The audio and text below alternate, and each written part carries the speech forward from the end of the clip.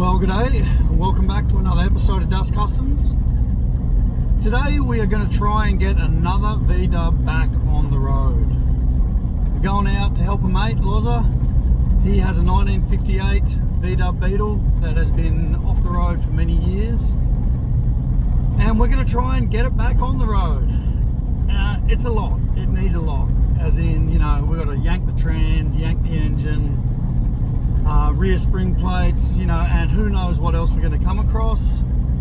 But anyway, stay tuned, because in the next couple of episodes, that's what we're going to be doing, getting this bug back on the road.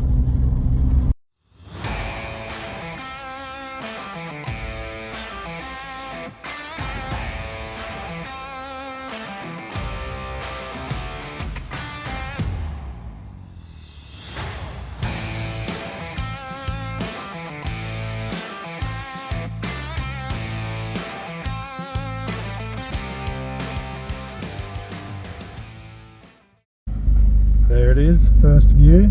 I've actually never seen this thing before, so it's a nice looking bug, I gotta say. Alright, we're just gonna figure out how to load this thing up. Right, well, this is Loza. Hey, Crow. And this is his bug, 1958. And he was just telling me a few stories about it. This thing has got it's got some history, including, like, you know, coming out one morning and finding a figure 8 scratched into his bonnet, which is, you know, just adds to the luster of the thing, I reckon. Sweet looking ride. It's looking forward to getting this thing back on the road. When was it last on the road, Loz? It was on the road about 12 months, 18 months ago for Yep.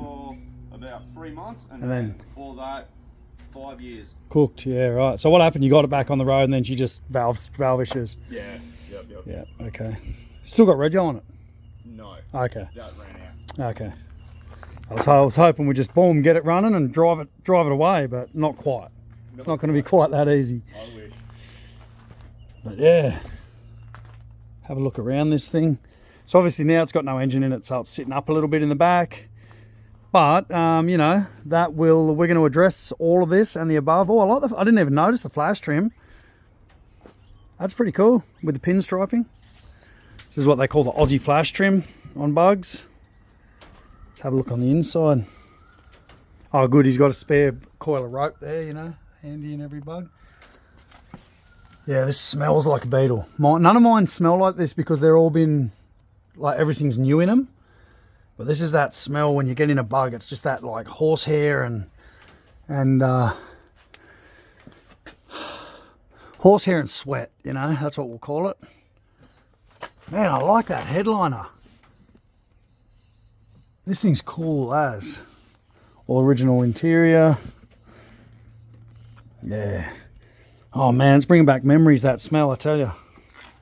None of mine smell like that because they're all new. Yeah, right. Yeah. Bit passion inside the seats. Well, there she is, Loz's 58, all loaded up. Had a nice cup of coffee with Loz's folks, that was awesome. And now we're headed back to Dust Customs HQ to get this thing back on the road. I mean, we probably could have done it there.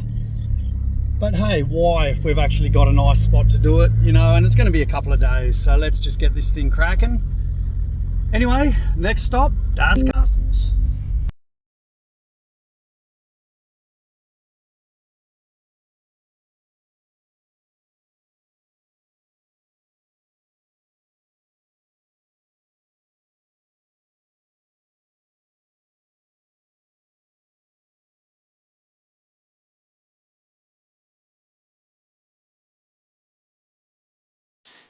Right, okay, well, Loz's bug, she's inside, and this is where the work begins. We're doing a trans swap, we're doing an engine swap. There's Loz hiding in the background, he didn't want to be in there. But first up, we've got to kind of just pull it apart a little bit. So I'm going to rip the deck lid off, the rear wheels off. Don't think I'll need to take the bumper off, but we just need to get it so I can just yoink that trans out of there. Yeah, this is where the fun begins. We're just not 100% sure on stuff yet, but we'll yank it out. I mean, supposedly this trans has had a bit of work done it. It's got the 6-volt starter in it. We're going to try and keep it 6-volt. That's just going to save us a lot of time and energy. And, you know, he's got LED lights and everything, so there's no reason why it shouldn't need to be. Anyway, things I get myself into. Here we go, ripping Loz's car apart. All right, we're fair into it. She's jacked up. Loz is under there removing the nuts off the axles. We're actually going to put new spring plates in this sucker as well while we're at it, just so we've got adjustability in that rear end. Nice to be working on someone else's car in my shed. My stuff can be a bit frustrating sometimes. And doesn't she look cool? This thing is cool as. So really excited to be getting it back on the road. Another one that's just not parked in a shed for no reason at all except for time. And don't we all know what that's like, not having enough time. So glad to help a fella out. But yeah, this thing is going to be sick. All right, well, we got this torque multiplier setup, which is pretty cool. I've never used one before, or we tried to use it on the Manx, but it was kind of not set up right for that. But this thing works a beauty. You basically just lock her up, stop the hub from turning, and then before you know it, it's can I do it? Let me see if I can do it. Yeah, before you know it, we're spinning 200 foot-pounds, you know, with a little breaker bar, and it's just, you're not having to jump off the end of a massive big piece of pipe, and you know, that's it. So, well, progress has been made. I mean, we've done pretty well so far. Trans is out, sitting on the floor. Kind of lots of stuff to disconnect. We nearly missed it by not disconnecting the starter motor, and then, you know, she came down in a hurry. But let's drag this thing out, and then the next step will be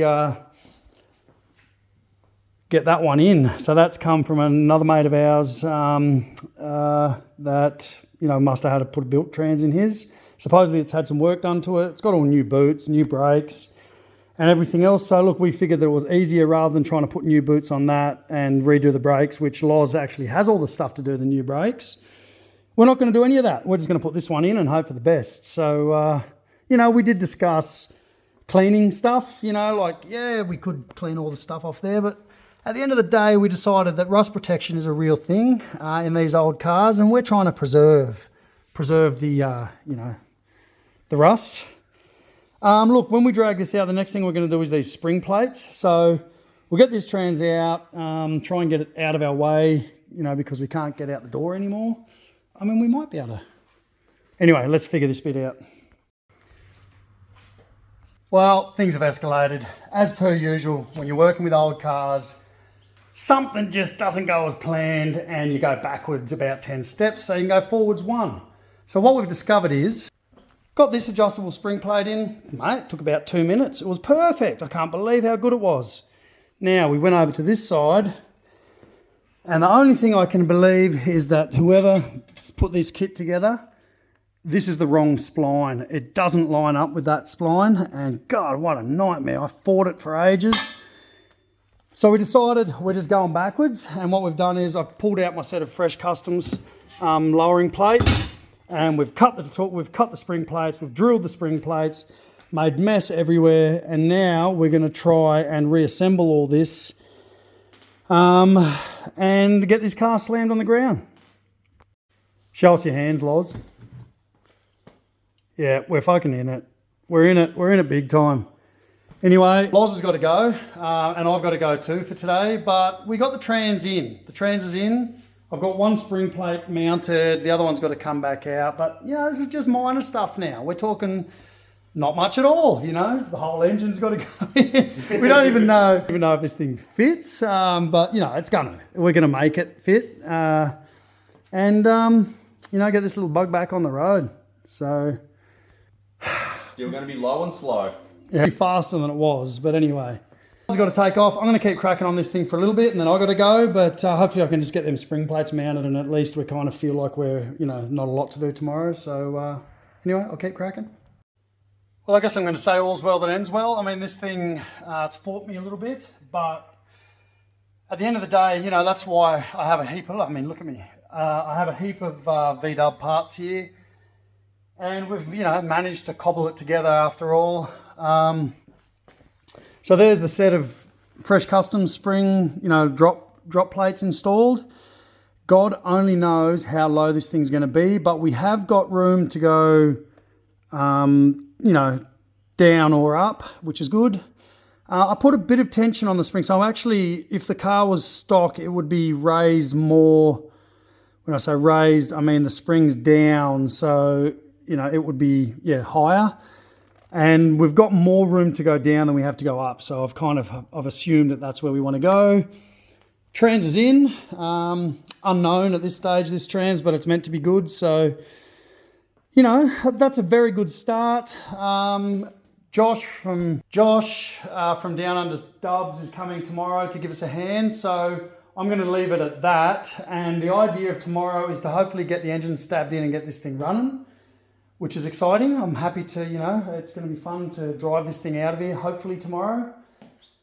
Anyway, I'm going to leave it at that for this one. This is part 1 of this show. So, hey, stay tuned for part 2.